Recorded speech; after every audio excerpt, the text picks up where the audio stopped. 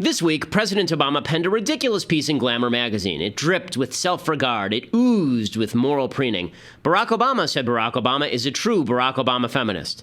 This, of course, might not have been obvious from the fact that the Obama White House pays women 89 cents for every dollar earned by a man. It might not have been obvious from the Obama administration's bizarre belief that men can be women, so long as they think it's so, and they can invade women's bathrooms based on that subjective belief. But Obama said Obama is indeed an Obama feminist, and he is here to change souls. The most important change, he lectured, may be the toughest of all, and that's changing ourselves. How should Americans change themselves? Well, Obama explained, we need to keep changing the attitude that permits the routine harassment of women, whether they're walking down the street or daring to go online. We need to keep changing the attitude that teaches men to feel threatened by the presence and success of women. This sort of unearned moral righteousness makes you want to vomit and never stop vomiting. Notice, Obama doesn't offer any solutions to these supposedly widespread problems. He just sort of throws out the notion that he understands female lady problems. To borrow some feminist language, it's kind of patriarchal to condescend to tell women that you understand their problems and then you don't really need to present any solutions. As the subtext goes, all women really want is someone who can feel along with them. But it's worse than that. According to Obama, quote, we need to keep changing the attitude that punishes women for their sexuality and rewards men for theirs. But why should anybody be rewarded for their sexuality? Do we reward people when they poop? Do we reward people for eating? The only sort of sexuality that society should celebrate is the kind that takes place responsibly within the bounds of marriage, given that if sexuality produces kids, we would like kids to be born into solid two-parent families with their parents present. Society should be, at best, neutral about other sorts of sexuality. It seems kind of weird that feminism should ask for promiscuity to be treated as virtue for women just because bad people have treated it as virtue for men. This stuff isn't feminism, it's just politically correct virtue signaling. See, here's the thing. I fully believe in the basic notion of original feminism, that women should be able to make whatever career choices they want based on merit. I grew up in a house where my dad was the stay-at-home dad and my mom ran TV and film companies. My wife is a doctor. I'm certainly at home with the kids more than she is at this point, but she took time off for both of our kids. I want my daughter to be able to pursue whatever dream she sees fit, but I don't think America's soul needs changing. That's because I know Americans agree with me. If they didn't, my mom's career wouldn't have been possible, neither would my wife's, neither would my daughter's. I don't spend every day worrying about my daughter's possibilities, because in a free country, she can go just as far as her skills and decisions take her. If she faces obstacles from sexists, I'll be right there calling for action if she wants my help. But I'm not going to pretend, for the sake of PC and popularity, that sexism is widespread and pervasive. It isn't. America is a glorious place for women, the best in human history. And the only way to make it even better is to target actual sexist activity and to stop slandering men as sexist without evidence and telling our daughters there are no glass ceilings, just a world of options waiting for them. After all, that's kind of the truth. I'm Ben Shapiro. This is The Ben Shapiro Show. Tend to demonize people who don't care about your feelings. Alrighty, so first we need to start by thanking one of our fantastic sponsors, Helix. So helixsleep.com is the place you want to go if you need a mattress. The way this works is, you don't want to go to these mattress stores. Very stupid. Have you ever been to a mattress store? I've been to a mattress store, and what you do is you lie on a bunch of mattresses for 3 seconds, and then you say, oh, I'll take that one. And then 3 months later, the mattress is sagging in the middle, and you and your wife are on opposite ends of the mattress, and by the middle of the night, you're lying next to each other because you've rolled down into the concave vortex that is the mattress.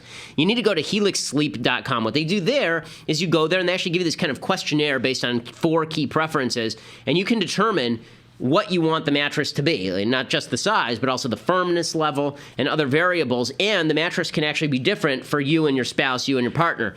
So you customize each side of the mattress, which is great, because I like the mattress a little bit harder, my wife likes the mattress a little bit softer, and, by the way, they're cheaper.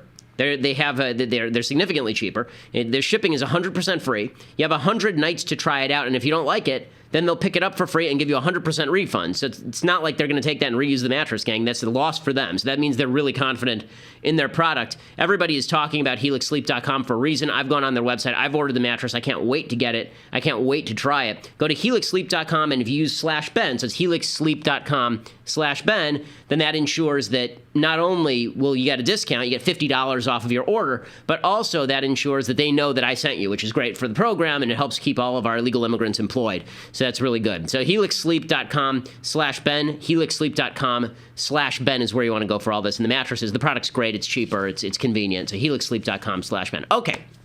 So, lots to get to today here on The Ben Shapiro Show. Let's begin with the story that should be the lead story of the day. So the story that should be the lead story of the day is courtesy of the New York Post. Quote, Hillary Clinton put the State Department up for sale, with top aides pulling strings and doing favors for fat cat donors to the Clinton Foundation, including a shady billionaire, according to smoking gun emails released on Tuesday.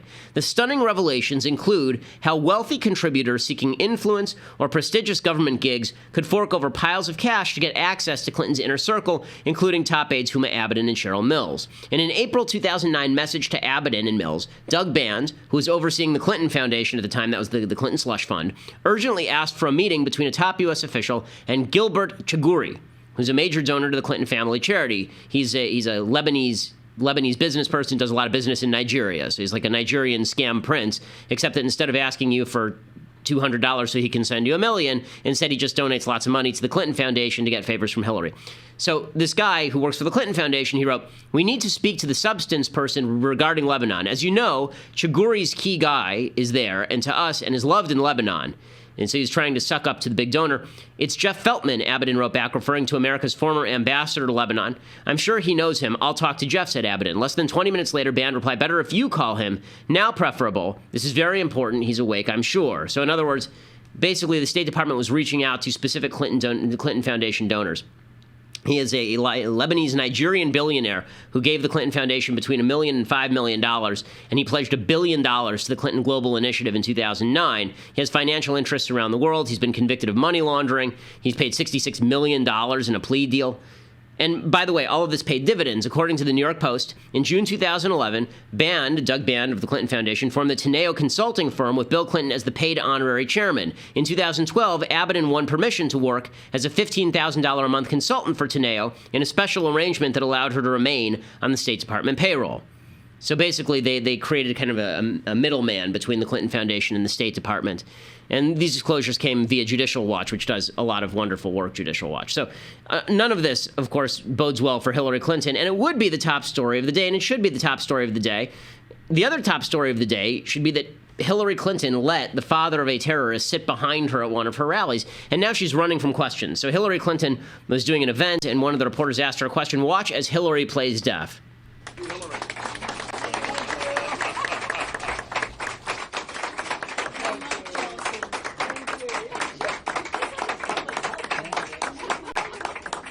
Are presumably there to... Secretary Clinton, should your campaign have known that Omar Mateen's father is at your campaign rally yesterday? Thanks, folks. Appreciate it. Secretary Clinton, do you have time for a question? Thank you all very much.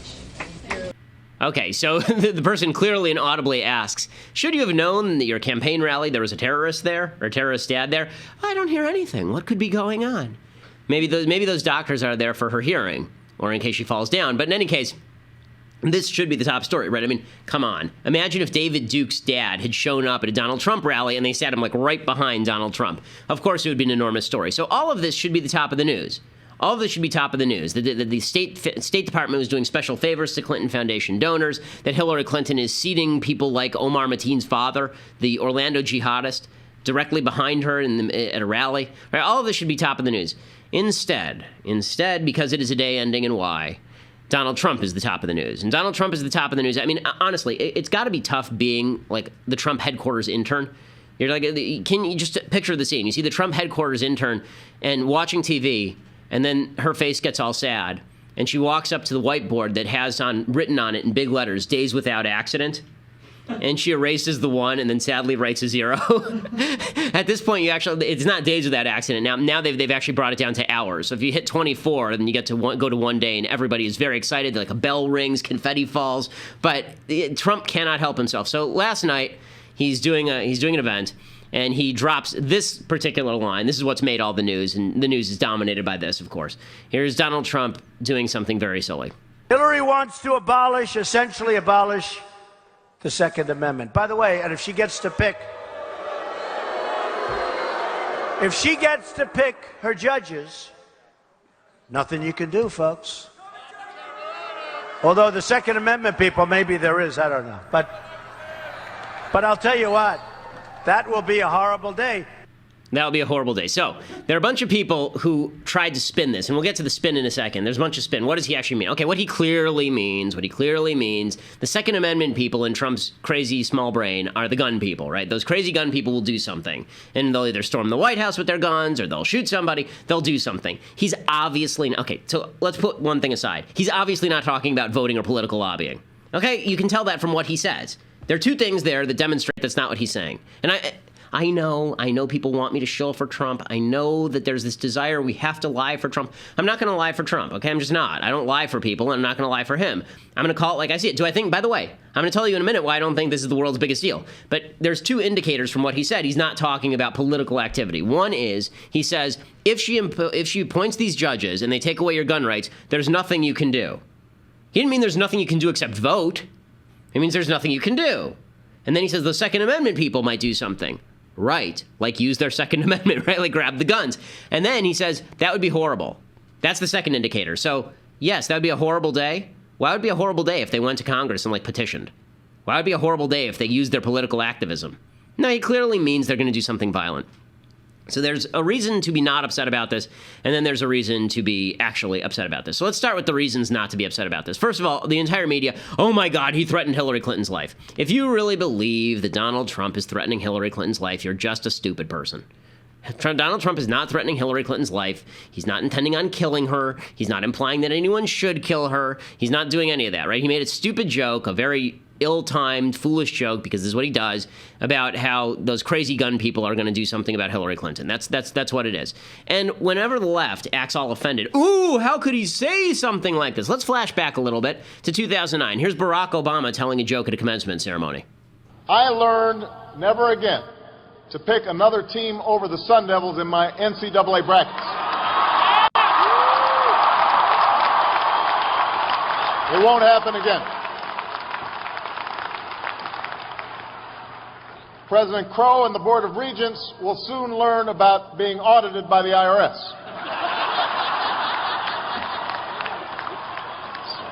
So he tells this joke, everybody's laughing. No, oh, it's so funny. He'll be audited by the IRS. Oh, charming smile, Barack. Except that Barack Obama then used the IRS to audit all of his political opponents. So, he joked about something that actually happened, and people at the time were rightly outraged. Barack Obama's a guy who has said that the Tea Party are like terrorists. Well, last I checked, Obama brags frequently about how great he is at killing terrorists and droning them. So, this kind of violent language is not something completely new. It isn't. And so anybody making a big deal out of it is ridiculous. Like, how much blowback have you seen? Will Smith, who's this, he's in Suicide Squad. He's very far to the left. Here's Will Smith talking about Donald Trump supporters. How much blowback have you seen today on the news about this? As painful as it is to hear Donald Trump talk, and as embarrassing it is as an American to hear him talk, I think it's good. We get to hear it. We get to know who people are. And now we get to cleanse it out of our country.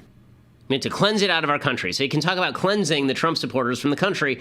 No blowback there. We can just cleanse it out of the country, right? And cleanse it. I don't know how you want to cleanse it. Probably not the word you want to use. Well, cleansing, it has bad historical connotations, but no blowback there. So that's the reason why I'm not all up in arms about this sort of thing on that level. I don't think that anybody is going to go around trying to shoot Hillary Clinton because Donald Trump said that gun owners are going to shoot Hillary Clinton. I think the gun owners don't do that sort of thing. I think leftist gun owners do it after buying guns illegally, but I don't think that that's typically a right-wing thing to do. We don't go around shooting politicians with whom we disagree.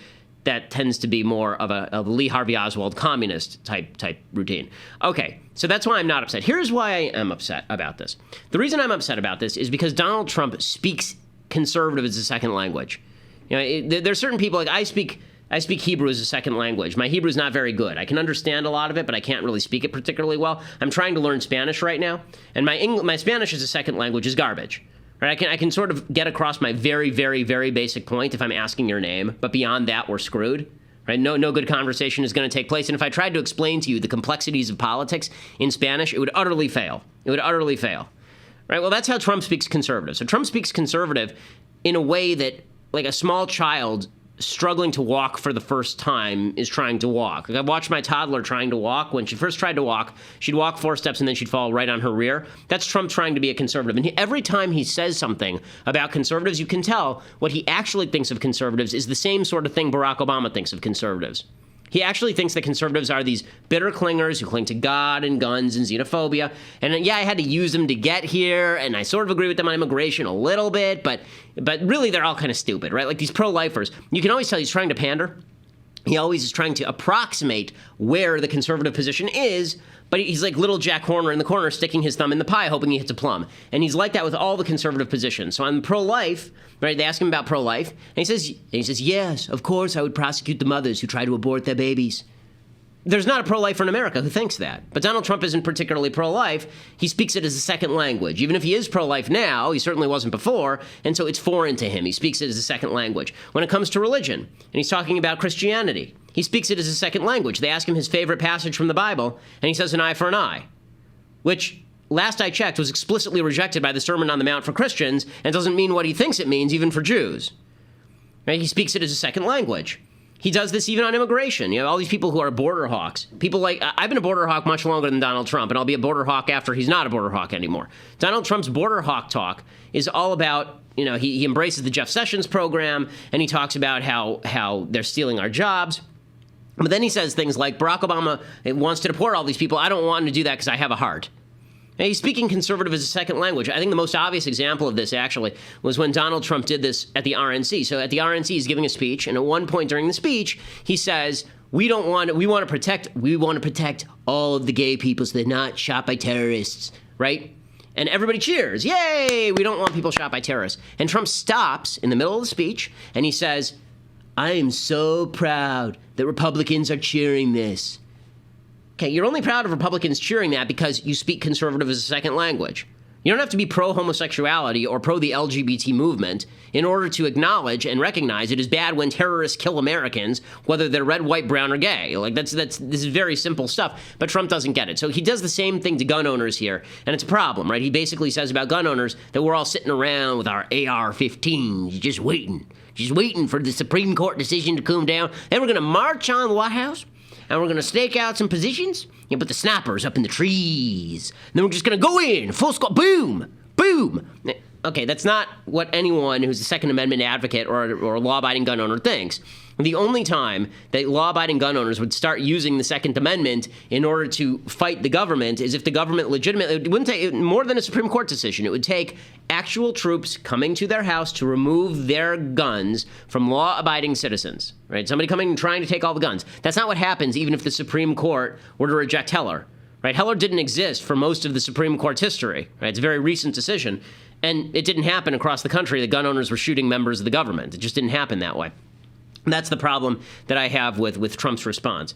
Well, we have to let Facebook Live go here, but we will be continuing here at Daily Wire. So go to dailywire.com, become a subscriber, $8 a month. We are far and away the largest conservative podcast in the nation, and you can be part of that. Also, you're going to want to email. You can join the mailbag if you subscribe, so you don't just get the pleasure of seeing my face for the rest of the program, which, let's face it, is indeed an inducement. You also get to email and become part of the mailbag and really join the show and interact with me, which is where the fun is. So you want to do that, and obviously go later to iTunes and SoundCloud, and you can listen to the rest of the show at that point.